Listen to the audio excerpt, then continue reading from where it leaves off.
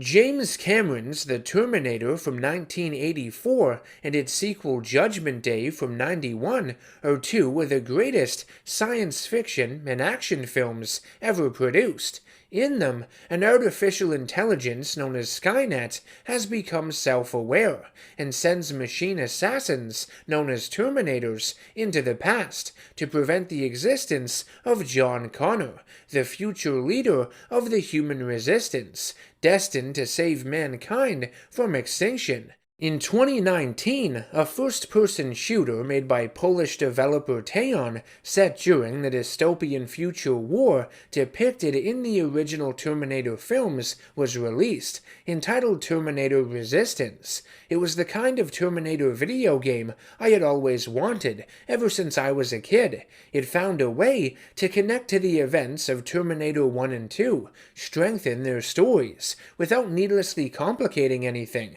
just for the sake of it, like many of the later Terminator films would do with their narratives. I'm a Terminator fan who disregards everything in this franchise post-Judgment Day, but I consider Terminator Resistance to be canon. It feels like a natural and faithful continuation of that original story, and again, effectively supplements the events of those first two films, the only ones that have ever mattered. I've never been that big of a fan of the first-person shooter genre, nor do I claim to be any good at them. Many of these games fail to impress me because they are all too similar in execution. I know that sounds hypocritical, coming from someone who plays a lot of superhero stuff for the channel, but hey, it is what it is. For a first-person shooter to hook me, it needs to be strong thematically. As someone who doesn't live and breathe the FPS genre and couldn't care less about the quality of their gunplay, it's their stories and atmospheres that have to do most of the heavy lifting. They also need to inject fantastical elements into them to be engaging and worthwhile, have a reason to exist. Games like BioShock with a city at the bottom of the ocean with you wielding elemental abilities, Wolfenstein with Nazis pursuing magical or mythological power like something out of Indiana Jones, or Borderlands with exaggerated characters in a post-apocalyptic setting, for example. They all do this wonderfully. Other titles like Call of Duty that simulates actual real-life warfare between real-world countries with national pride at the forefront and gun manufacturers paying top dollar for their weapons as product placement, that kind of shit is a completely different beast. They aren't escapism, they're propaganda with biased worldviews, military commercials. Terminator Resistance clearly didn't have the largest budget. The graphics don't always look the most impressive. Even the enhanced version for the PlayStation 5 and Xbox Series X or S has a few visual bugs that pop up here and there. Some of the character models look a bit dated, their mouth animations are basic, the voice acting isn't always the strongest, and mechanically, gameplay-wise, a lot of what is found here is very simplistic, nowhere near as layered as many of its contemporaries are. But what elevates this game is the passion the developers have for the source material. That's what's the most admirable. They took what they had, the limited resources at their disposal, especially for a game with an IP this large, and made the best possible game they could given those limitations. This game is made for Terminator fans, by Terminator fans. As primitive as Terminator Resistance may have felt in a few areas, I was more immersed in it than most first-person shooters I've played. I had been burned by past Terminator games that had claimed to do what this one does, so it didn't take much for Resistance to become a breath of fresh air and raise the standard for these games across the board. But regardless, I found myself unable to put this one down. I think it managed to nail that feeling of playing as a survivor in this dire, futuristic wasteland. clinging on to life and banding up with a lot of surprisingly likable and well-written characters you become heavily invested in. While the game does reuse a few of its locations occasionally, I at least enjoy the fact that you get to revisit them at different times of day, with different objectives to achieve. The film grain the game uses for its visuals that can be turned off in the options make it look just like the original movie. I chose to play Terminator Resistance on hard difficulty because I wanted to challenge myself, go outside my comfort zone. I wanted to feel like my back was up against a wall against these advanced killing machines. They are programmed to hunt humans down, after all. Things shouldn't be too easy. I tried to make the game feel as much like a survival horror game as possible, where one wrong move could lead to my demise. I had to manage my resources, strategize with what I crafted and when, spend my skill points logically, and use stealth to sneak past enemies a lot more often, only engaging with them when it was entirely necessary, since found ammo was scarce. When I did engage, I made sure I kept moving, because other machines in the vicinity would hone in on my location. The AI in Terminator Resistance is relatively decent for what it's worth. If one machine is alerted, nearby ones will investigate. I guess at the game's initial launch, the AI got a lot of flack, but has since been improved, especially in the enhanced versions. If you are ever spotted by a Terminator, an alert meter will fill up. If it reaches the red zone, you will be fully detected and nearby machines will search for you. You have a green magnetic lens ultravision mode you can use to scan for nearby Skynet forces. Many have called it a cheat button, but I think it allows for more interesting stealth scenarios. To Taeon's credit, they nerfed it as much as they could. It only works to a certain distance, and you move noticeably slower whenever it's on as well. I do wish there was a little more preventing you from keeping it on for too long though, like maybe if the machines could detect it or something. There is a simple yet satisfying lockpick mechanic in this game. You select a position with one pin and then rotate the right analog stick to find the sweet spot. Too many failed attempts will cause you to break your lockpick, forcing you to find or craft more. I also love the hacking minigame. Again, it's simple but effective. It's essentially Frogger, with you having to move the block from one side of the screen to the other, but some of the hacks later in the game do get quite challenging. You need fast reflexes, keeping your eyes several steps ahead to beat them. If you fail too many times, the entire layout of the puzzle will change. Completing them is worth it though, as you can hack Skynet turrets to attack the other machines, and by the looks of it, they get a health and damage boost too. The combat in Terminator Resistance is a lot of fun. There's an impressive amount of weapon types for a game like this, a combination of regular pistols, machine guns, shotguns, and rocket launchers, along with addictive, futuristic plasma rifles, snipers, and miniguns. There is more than enough to keep you engaged. The sound effects for all of the plasma weapons are spot on, taken right out of the films. I love shooting the compressed tanks of gas in some of the battle areas that fly around and strike enemies, earning you bonus XP in the process. The game offers you a lot of stealth-related laser traps, mines, sound makers, and stimulants that temporarily increase your speed or slow down time, but I didn't find any of them to be all that essential. I rarely, if ever, use them. Back at your hideouts, you can trade any unwanted weapons, ammo, and other supplies for better resources. Everything you find in this game acts as currency you can use to get something stronger, so scrounging every level top to bottom is the key to success. Weapon upgrades are in the form of Skynet chips you find that increase a weapon's damage, stability, and clip sizes. The end of each chip you place down has to match the end of the one beside it.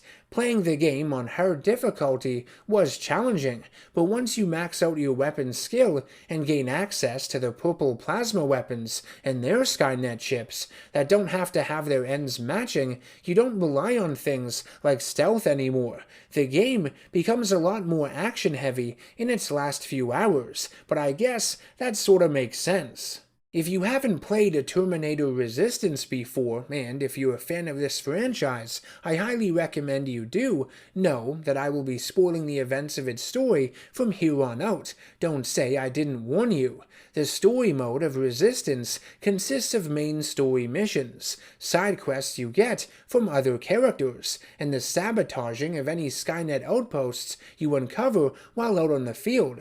This is done by either destroying the energy tanks powering them, or hacking their primary computer to take them over from the inside, initiating a countdown detonation and running like hell to avoid the blast. Terminator Resistance is set in the year 2028. You play as Resistance soldier Jacob Rivers, the lone survivor of the Pacific Division who is guided along by a mysterious stranger. The rest of Rivers' division was exterminated by a new form of infiltrator model that looks and smells like a human being. The game explores the creation of these new Terminators, the same kind as the one that would be sent back in time to kill Sarah Connor in the first movie. I love that the infiltrator chasing you throughout the game is wearing similar garb to Arnold Schwarzenegger's when it first appeared, a neat callback. The story of Resistance has a slow burn to it. The first hour or so is pretty tame and might turn a few people away, but I like how the game builds up the anticipation of your first encounter with the iconic T-800 models. There are a few contrived cutscenes earlier in the game featuring the T-800s, like the one at the beginning that has one shooting and killing people relentlessly, and then just deciding to throw your character into a broken down bus for whatever reason. Another has a bunch of them passing you and a scavenger you meet named Jennifer, along with her younger brother Patrick. How the Terminators couldn't see you is beyond me. In the Annihilation Line DLC, which takes place partway through the story, which I will get into in a moment, the same thing happens when you hide behind cover with Kyle Reese. Some of these sequences could have been directed a little better to make them more believable, but it's all done for dramatic effect, so I can't complain too much. Anywho, in a hospital near Pasadena, you free a bunch of imprisoned Resistance fighters that have been experimented on like lab rats by Skynet. You have reason to believe that the machines have been using the likenesses of their victims for advanced Terminator models. One of them you come across looks like Robert Patrick, who played the T-1000 in Terminator 2. When this hospital section popped up, I was deeply unsettled by it. I didn't even want to move. The game did a good job building up the T-800s as this serious threat, one you were powerless against. You have to make your way through the hospital, avoiding all of the T-800s patrolling it. They can't be damaged by any standard firearms, only plasma ones, which you don't get until a little later, so you have to use stealth to get past them. It's tense. The music that plays here harkens back to the track they used in the factory chase at the end of the 1984 film, the one with all the screech-like sounds. It sends shivers up my spine, always has.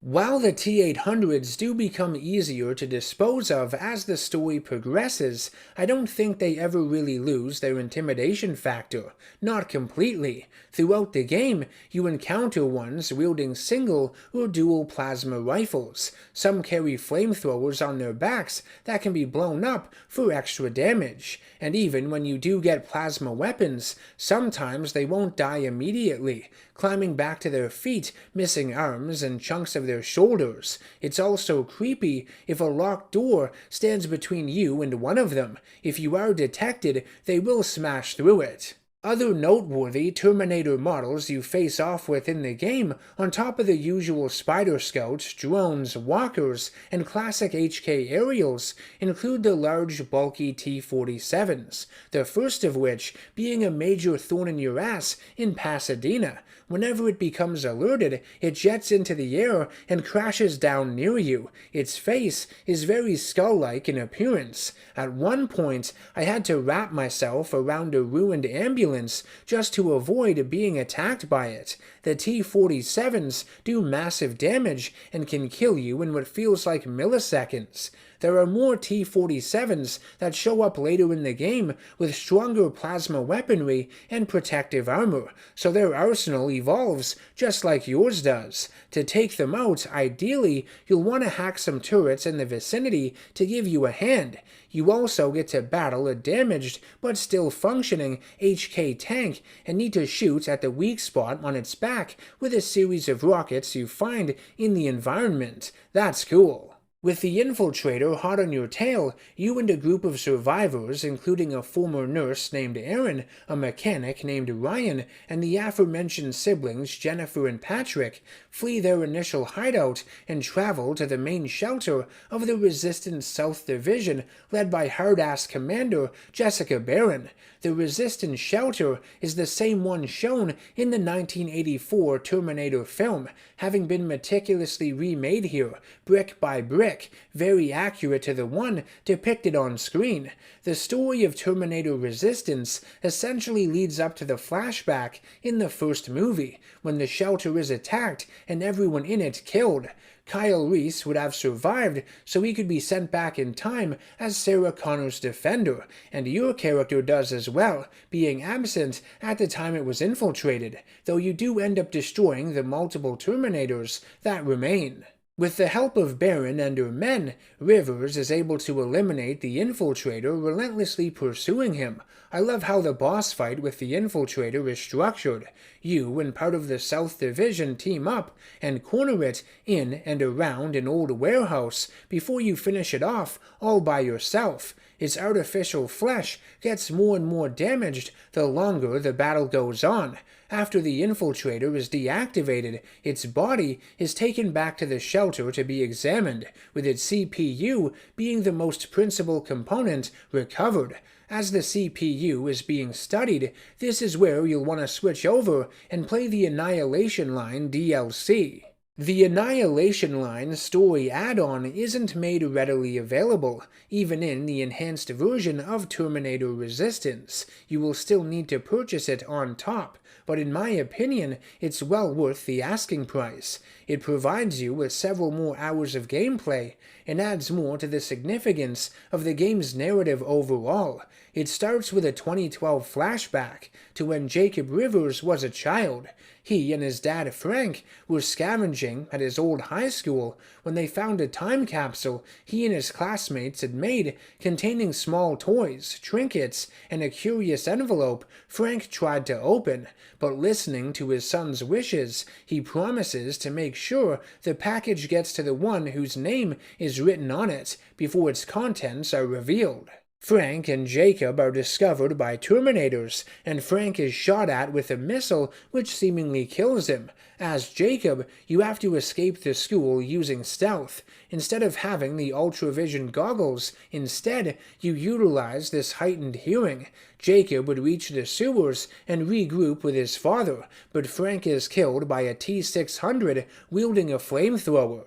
Waking up from his nightmare in the present, Jacob is introduced to Sergeant Kyle Reese of the Resistance's TechCom unit outside the South Division shelter, before getting sent on a top-secret mission by John Connor, which he doesn't know the details of yet. He performs one final mission with you, investigating a Resistance outpost in Northridge that has gone silent, when you, Reese, and two other soldiers, Corporals Charlotte Farrow and another man known only as Evans, arrive. You find the outpost overrun by Terminators, and all of its inhabitants nowhere to be found. Finding yourself on battlefields that have been ravaged by the war far longer than many of the others featured in the main game, the Annihilation Line especially, which essentially acts as a ground zero, a sweeping advancement made by the machines to kill any surviving humans or imprison them in labor camps or experimental labs. The DLC has you face off with older, bulkier T-600 models that have phonier-looking rubber skin. I like how the expansion explores the kind of soldier Kyle Reese was, how focused he is on his mission, which gets in the way of his relationships with the other people he serves alongside. Pharaoh has been upset over a past battle they had which ended in failure. She and Reese haven't spoken about it, and Reese hasn't even made an attempt to mend those wounds. She feels she isn't cared for. Reese only identifies her by rank and not as a human being. She doesn't even think he remembers her name. In many ways, Reese himself has become a machine, unwavering in his goals, which have compromised his human emotion. He constantly pushes forward and doesn't reflect on the damage that occurs along the way. He does become more compassionate by the end though, slows the fuck down, and thanks in part to you, does have that necessary heart-to-heart with Pharaoh. The big guy on your team, Evans, displays incredible feats of strength early on. There's this backstory of him destroying a T-800 with his bare hands. He doesn't talk a lot for a good while, aside from having a keen interest in meeting John Connor. He also knows a suspiciously large amount of information about Skynet and its inner workings. I got a lot of red flags from this dude. I believed he may have been an advanced infiltrator of some kind, sent to kill John Connor, blending in with the Resistance posing as a lowly soldier. But no, near the end of the DLC, you find out that his likeness had been used for a new line of Terminators, the Model 102s. Evans had spoken to you about when he and a group of others were liberated from a Skynet research camp, and while standing in the back, John Connor had stared right through the crowd, directly at him as if no one else was there. He recognized him, knew about the new Terminator model somehow. I started wondering if maybe Evans was supposed to be Arnie, though I knew Taeon couldn't afford to use his exact likeness. It had to be just close enough, but maybe that was why John Connor recognized him, why Kyle Reese didn't hesitate all that much when he first encountered the T-800 in the 1984 film. The machine was wearing the same face as his former teammate. What confused me, though, was that Arnie's Terminator was a Model 101, not a 102, which this DLC was selling us on. After further research, I realized the truth behind Evans' identity was staring me right in the face the whole time, literally.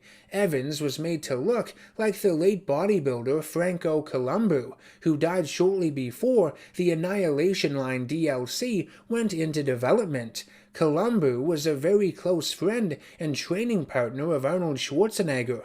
Taeon paid their respects to the man and his friendship with Arnie by immortalizing him in this game and turning his likeness into another Terminator, a close model to the one his friend portrayed in the film series. Columbu had been an actor as well, playing small roles in a few of Arnold's movies, Conan the Barbarian, Predator, and Running Man, but he also played the future Terminator in the 1984 movie, which attacked the Resistance shelter with a minigun during Kyle Reese's flashback sequence. The same attack this game also depicts the aftermath of in its later stages. Isn't that so fucking cool? Terminator Resistance has an additional game mode called Infiltrator Mode that has you play as a battle-damaged Model 102 T-800 sent to find and kill a TechCom officer named Daniel Ramirez. To find the bunker he's located in,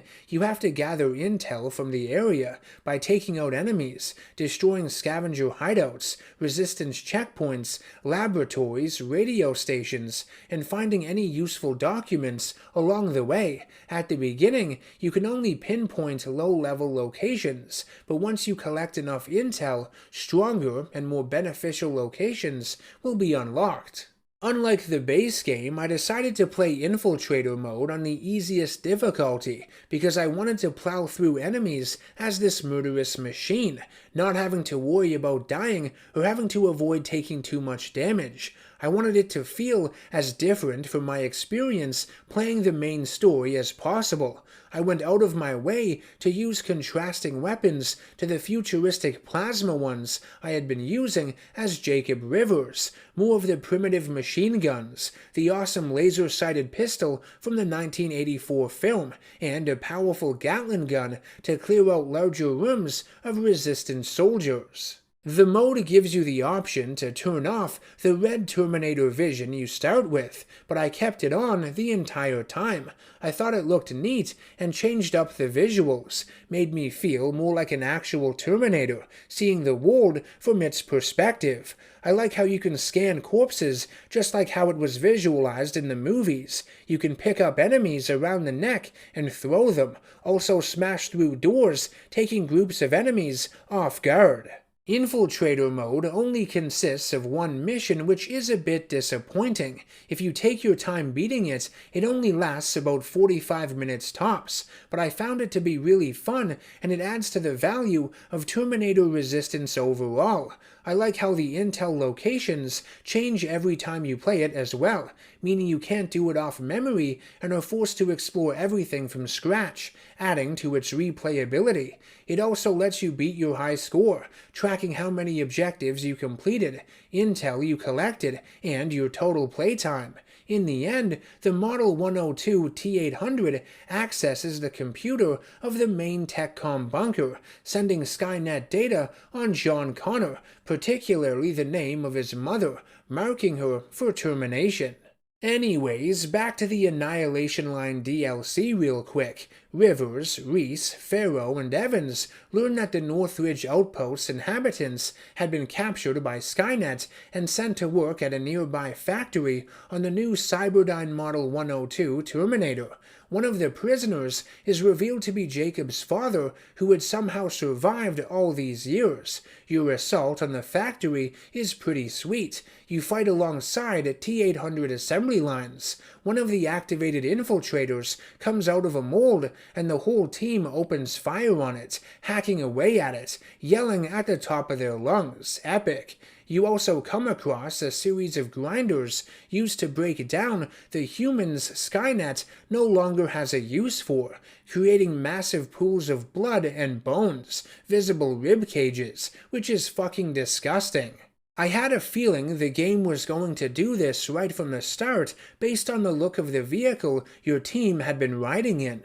The DLC brings you up to the future war dream Kyle Reese had in the 1984 film, with Reese and the rest of the team attacking that HK tank. Farrow gets shot by it. Evans and Reese try to escape from it in the car, with Evans getting killed and Reese pinned beneath it. It was clever the way Taeyeon approached this, giving you more backstory to the battle, having Rivers there watching it transpire through binoculars. Taeyeon seamlessly interweaves their new character into this sequence without taking anything away from it. I think they enhance it. You care more about their deaths now, more so than you did just by watching the original movie. Following that ordeal, Rivers and Reese push on to a former stadium, which had been transformed into a prison.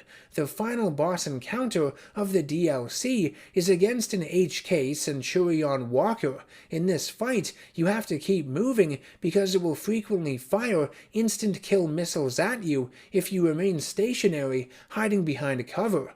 Afterwards, Rivers and Reese find Jacob's father. Frank hands Reese the envelope from the time capsule he and his son had opened years ago before passing away. As emotional as all of this is made out to be, I find it a bit too hokey and coincidental that Frank had managed to survive and be kept alive by the machines all this time. It's also not made entirely clear that he recognizes you as his fully grown-up son. Maybe. We learn the significance of this envelope addressed to Kyle Reese, though. It contains the photo of Sarah Connor taken at the gas station in Mexico, so it's really the linchpin holding this game and the 1984 film together. Finishing off the main story now, Rivers is visited at the Resistance shelter by the unknown stranger who has been guiding him. He's told that his friends are not safe there and have to be removed by any means necessary. This part is extremely punishing and gut-wrenching. If you want to save all the survivors you've met that you've grown to care about, you have to deliberately get them kicked out of the shelter by lying to them and manipulating them. You give Erin false hope, telling her her long-lost husband has headed for Mexico in search of her, even though you found his decaying body in Hollywood Hills. Though Ryan is a good mechanic, he isn't well versed with electronics, and is tasked in fixing the shelter's buggy by Commander Barron. You get the parts he needs from the quartermaster, but tell him Ryan is incapable of doing the job, and when the information reaches Barron, Ryan gets thrown out on his ass. It's terrible. The final battle of the game is the one that wins the war for the Resistance in the future. It isn't very challenging because at that point you have most of your upgrades and powerful purple plasma weapons, but its purpose is to be this grand, action-heavy and emotional culmination, humanity coming together and at long last overcoming the insurmountable odds placed against them. You fight alongside a reprogrammed HK tank, as well as John Connor's own division, with him giving you commands and commending you every step of the way. Rivers also helps him lead that charge. Skynet throws every Terminator imaginable at you and your men. Just before they can finish you off, they all suddenly deactivate. Another one of Connor's teams had successfully destroyed the central core of Skynet, finishing it off. The drones rain from the sky like falling meteorites. An HK aerial crashes into the Terminators in front of you. Honestly, it's one of the coolest finales I've ever experienced in a video game. It makes you feel like you are really there, witnessing the triumph of humanity firsthand. It's yet another instance of the developer understanding the source material. After the intense battle, Connor gets a hold of the time displacement equipment and sends defenders back in time to stop 3 Terminators Skynet had sent to eliminate specific targets before its destruction, in the hopes of preventing it. Kyle Reese is sent back to protect John's mother in 1984. A reprogrammed T-800 is sent to protect his younger self in the 1990s, and Jacob Rivers is sent back to protect himself, revealed to have been that mysterious stranger all along, that dies, by the way, during an earlier assault on what was believed to be Skynet's central core. Terminator Resistance might not be the most profound or mechanically layered video game I've ever played, but it was definitely one of the more enjoyable. I plan on playing through it countless more times in the future, especially whenever I want to watch the first 2 Terminator movies again. The game features a ton of Easter eggs and references to the films, but it's the good kind of fan service. The fan service that finds ways to enhance an experience and enhance the original work it's based on. The gameplay of Terminator Resistance might be somewhat basic, but its story is engrossing. It reminded me why I fell in love with the first 2 Terminator movies in the first place. I applaud Teon for their passion for bringing a game like this to life. I want to thank you all for watching this review. I hope you enjoyed it. Let me know your thoughts on Terminator Resistance down in the comments section below. If you'd like to help support the channel and its growth, you can do so by subscribing, hitting that bell icon for notifications, and by becoming a producer over on Patreon. You can also nominate video topics over there as well. I will see you all in the next one. Take care, and always stay nerdy.